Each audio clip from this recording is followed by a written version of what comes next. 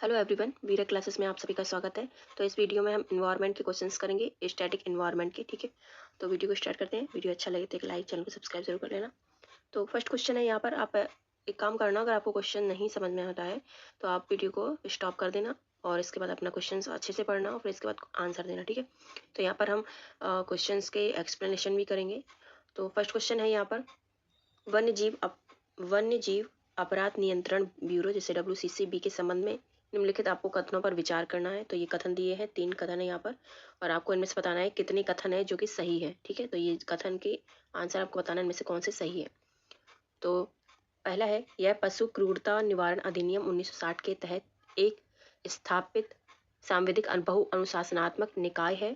ठीक है, इसमें आपको बताना है WCCB जो है, क्या यह पशु क्रूरता निवारण अधिनियम 1960 के तहत एक स्थापित संवैधानिक बहु अनुशासनात्मक निकाय है। सेकंड है, इसका कार्य एक केंद्रीकृत वन्य जीव अपराध डेटा बैंक स्थापित करना है। थर्ड है, इसका कार्य संगठित वन्य जीव अपराध गतिविधियों से संबंधित खुफिया जानकारी एकत्र करना और उसका मिलान करना है। तो यहाँ पर आपको बताना है इनमें से कौन सा कथन है या कितने कथन है इन तीनों में से जो कि सही है। केवल एक, केवल दो, सभी तीनों और कोई भी नहीं। तो आप बताइए इनमें से कितने कथन सही है। वीडियो को पॉज कीजिए और आंसर करिएगा। तो यहाँ पर राइट आंसर हो जाएगा केवल दो। तो दो कथन कौन कौन से इनमें से सही है। तो 2 और 3 जो है इनमें से सही है, पहला जो है गलत हो जाएगा। ठीक है, तो केवल 2 कथन ऐसे हैं जो इसमें से सही है। तो अब इसकी व्याख्या कर लेते हैं क्या है। तो ये यहाँ पर व्याख्या है इसकी। ठीक है, वन्य जीव संरक्षण अधिनियम 1972 की धारा 38Z के तहत यह संगठित वन्य जीव अपराध गतिविधियों से संबंधित खुफिया जानकारी एकत्रित करने और अपराधियों को पकड़ने के लिए राज्य और अन्य प्रवर्तन एजेंसियों को तत्काल कार्रवाई करने के लिए इस डेटा को प्रदान करने के लिए अधिदेशित है। तो कथन एक जो है गलत हो जाएगा तथा तीसरा जो है सही हो जाएगा इसका। ठीक है, और इसके साथ ही इसका कार्य एक केंद्रीकृत वन्य जीव अपराध डेटा बैंक स्थापित करना है। तो जो कथन दूसरा है वो सही हो जाएगा। तो अब अगला क्वेश्चन करते हैं। सेकंड क्वेश्चन है, आपको यहाँ पर कुछ निम्नलिखित विचार दिए गए हैं, जैसे कि ये है, कुछ निम्नलिखित विचार कीजिए। निम्नलिखित पर आपको विचार करना है, जनसंख्या विस्फोट, पशुचारण, झूम खेती, खनिजीकरण, औद्योगिकरण।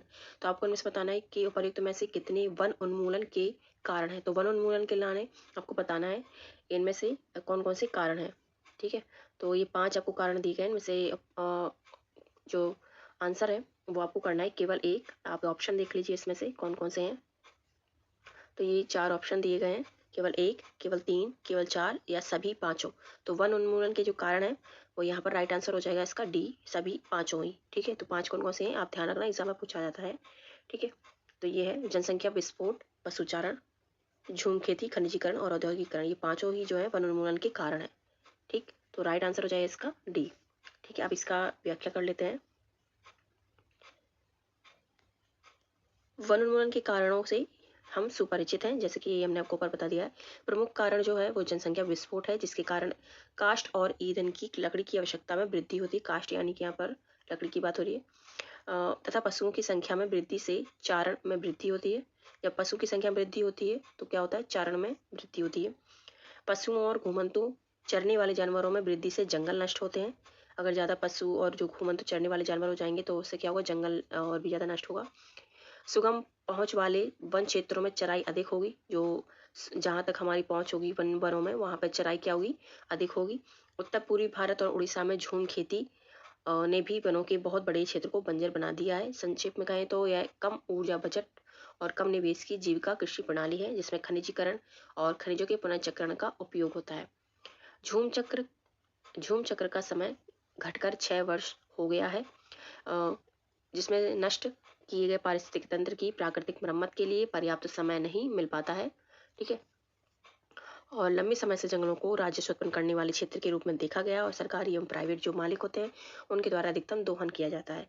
कृषिकरण, औद्योगिकरण और शहरीकरण के काल में वनों के संरक्षण को बहुत कम प्राथमिकता दी गई है, इसलिए जो है सभी सही है, पांचों के पांचों। अब अगला क्वेश्चन है, आपको ये बताना है, यहाँ पर है, परजीवीवाद के संबंध में निम्नलिखित कथनों पर आपको विचार करना है। परजीवीवाद, ठीक है, यहाँ पर आपको कथन दिए गए तीनों, आपको बताना है इसमें से इन तीनों कथनों में से कौन सा कथन जो है सही है, कितने कथन सही है ये बताना है आपको। यहाँ पर बता रहा है, पूछ रहा है कि कितने कथन सही है, ये नहीं पूछ रहा है कि कौन सा कथन सही है। ठीक है, तो देख लेते हैं। परजीवी हमेशा होस्ट को मार देता है। सेकंड है, सुअर की आंत में पाया जाने वाला फीता कृमि परजीवीवाद का एक उदाहरण है। थर्ड है परजीवीवाद तब होता है जब दो जीव आपस में अंतःक्रिया करते हैं, लेकिन जहाँ एक लाभान्वित होता है तो दूसरे को नुकसान होता है। तो आपको बताना है कौन सा कथन सही है, ऊपर में से कितने कथन सही है। ठीक है, तो ये ऑप्शन है केवल एक, केवल दो, सभी तीनों और कोई भी नहीं। तो यहाँ पर राइट आंसर हो जाएगा जो फर्स्ट है, ये गलत हो जाएगा। परजीवी जो है, सॉरी, परजीवी हमेशा होस्ट को मार देता है, तो ये गलत हो जाएगा। सेकंड और थर्ड इसका सही है, तो केवल दो, बी इसका जो है राइट हो जाएगा। तो दो कथन है जो कि यहाँ पर सही है। अब इसका व्याख्या देख लेते हैं।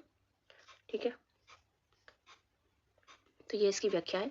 परजीवीवाद दो प्रजातियों के बीच का संबंध होता है। इस संबंध में एक जीव जिसे परजीवी कहा जाता है, दूसरे जीव जो कि होस्ट होता है, मेजबान होता है, कि शरीर पर या उसके अंदर रहता है। ठीक है, जो मेजबान होता है, जो होस्ट होता है जिसे कहते हैं, और उसी पर आश्रित होता है परजीवी। होस्ट जो है आमतौर पर परजीवी द्वारा कमजोर हो जाता है। जो होस्ट होता है, ये होस्ट है, इसके द्वारा क्या है, कमजोर कर दिया जाता है, बल्कि इसे नष्ट नहीं किया जाता। ठीक है, क्योंकि यह होस्ट के संसाधनों को नष्ट कर देता है जिन पर होस्ट स्वयं पोषण करने के लिए उपयोग करता है। हालांकि परजीवी द्वारा होस्ट को मारने की संभावना नहीं होती, इसलिए जो कथन है वो पहला गलत था इसी कारण से। और फीता कृमि एक परजीवी है। फीता कृमि क्या है, एक परजीवी है जो मनुष्यों में बीमारी का कारण बनता है जब वह सुअर, मछली आदि के दूषित अधपके मांस का सेवन करता है। ठीक है, क्या है, ये मनुष्य में बीमारी का एक कारण हो जाता है जब वह कोई भी जैसे मछली या सुअर का अधपका मांस खाता है ना, उससे हो जाती है। अब वो इसलिए ये कथन क्या है, दूसरा सही हो जाएगा। परजीवी क्या है, एक ऐसा जीव है जो अन्य किसी जीवित पर निवास करता है। इसमें परजीवी को लाभ होता है, जो परजीवी होता है उसको लाभ होता है, लेकिन होस्ट जो है इस जीव को भोजन प्रदान करते हैं, उसे नुकसान होता है। तो होस्ट को यहाँ पर क्या हो रहा है, नुकसान हो रहा है। परजीवी को क्या हो रहा है, लाभ हो रहा है। तो परजीवी का प्रजनन चक्र अक्सर बहुत जटिल होते हैं, कभी कभी एक से अधिक होस्ट प्रजातियों की आवश्यकता होती है, इसलिए ये कथन जो है तीसरा सही हो जाएगा। नेक्स्ट क्वेश्चन देख लेते हैं। तो आपको यहाँ पर बताना है वन्य जीवों और वनस्पतियों की लुप्त प्राय प्रजातियों में अंतर्राष्ट्रीय व्यापार पर कन्वेंशन कब लागू किया गया था। तो आपको बताना है साइट्स को कब लागू किया गया था, जो कि वन्य जीवों वनस्पतियों की लुप्त प्राय प्रजातियों में अंतर्राष्ट्रीय व्यापार पर कन्वेंशन को लागू करता है। ये कब लागू किया गया था, 1963, 1975, 1981, 2016।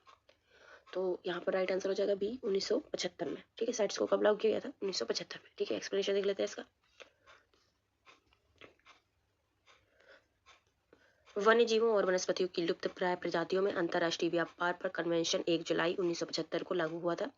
यह संधि 1973 में अपनाई गई थी। साइट्स का मकसद यह सुनिश्चित करना है कि साइट्स के तहत शामिल जो जानवर और पौधे हैं उनके नमूनों का अंतर्राष्ट्रीय व्यापार आयात पर और निर्यात दोनों, आयात और निर्यात, अंतर्राष्ट्रीय व्यापार में क्या होता है, आयात और निर्यात जंगल में प्रजातियों के अस्तित्व को खतरे में नहीं डालता है। ठीक है, अगला क्वेश्चन है, ये लास्ट क्वेश्चन है इसका। निम्नलिखित कथनों पर आपको विचार करना है। फर्स्ट कथन है पारिस्थितिकी निकेत, इकोलॉजिकल नीच जिसे बोलते हैं, एक पारिस्थितिकी तंत्र में प्रजातियों की अनूठी कार्यात्मक भूमिका या स्थान होता है। सेकंड है प्रजातियों की विशिष्ट आवश्यकताओं के बारे में ज्ञान महत्वपूर्ण होता है, यदि हमें प्रजातियों को उनके मूल आवास में संरक्षित करना है। कोई भी दो प्रजातियां एक जैसी नहीं होती है। तो आपको बताना है इनमें से कितने कथन हैं जो कि सही है। ठीक है, तो ये कुछ ऑप्शन है आपको दिए जा रहे हैं ऊपर, इसमें से कितने कथन सही है। केवल एक, केवल दो, सभी तीनों और कोई भी नहीं। ठीक है, तो यहाँ पर आप एक बार फिर से देख लीजिए कौन कौन से ऑप्शन है, पढ़ लीजिए अच्छे से। तो पहला कह रहा है कि पारिस्थितिकी निकेत एक पारिस्थितिकी तंत्र में इकोसिस्टम जो जिसे बोलते हैं प्रजातियों की एक अनूठी कार्यात्मक भूमिका या स्थान होता है। तो ये बिल्कुल सही है। ठीक है, सेकंड है प्रजातियों की विशिष्ट आवश्यकताओं के बारे में ज्ञान महत्वपूर्ण होता है, यदि हमें प्रजातियों को उनके मूल आवास में संरक्षित करना है तो हमें उनके बारे में क्या होना चाहिए, थोड़ी सा ज्ञान होना चाहिए, थोड़ी सी जानकारी होनी चाहिए। तो ये भी सही है। कोई भी दो प्रजातियां एक जैसी नहीं होती हैं, तो ये भी सही है। तो तीनों ही कथन जो है सही है। तो यहाँ पर राइट आंसर क्या हो जाएगा, सी। ठीक है, सभी तीनों। तो यहाँ इसका एक्सप्लेनेशन देना बहुत जरूरी है, ठीक है, इसको समझने के लिए और अच्छे से। तो निकेत एक पारिस्थितिकी तंत्र में प्रजातियों की अनूठी कार्यात्मक भूमिका या स्थान होता है। यह उन सभी जैविक, भौतिक, रासायनिक कारकों का वर्णन है जो एक प्रजाति को जीवित रहने, स्वस्थ रहने और पुनः उत्पन्न करने की आवश्यकता है। तो फर्स्ट कथन इसका जो है सही है। और यदि हम अपने मूल निवास में प्रजातियों का संरक्षण करना है तो हमें प्रजातियों की निकेत आवश्यकताओं के बारे में जानकारी होनी चाहिए। यह सुनिश्चित करना चाहिए कि इसकी जो नीच होती है, निकेत होती है, कि सभी आवश्यकताएं पूरी हो। तो यहाँ पर सेकंड कथन भी जो है सही है। ठीक है, और ये लास्ट है इसका, निकेत एक प्रजाति के लिए अद्वितीय होता है, जिसका अर्थ है कोई भी दो प्रजातियों का समान निकेत नहीं होता है। जीवों के संरक्षण में निकेत महत्वपूर्ण भूमिका निभाता है, इसलिए ये कथन भी सही हो जाएगा। तो अभी के लिए बस इस वीडियो में इतना ही, मिलते हैं नेक्स्ट वीडियो।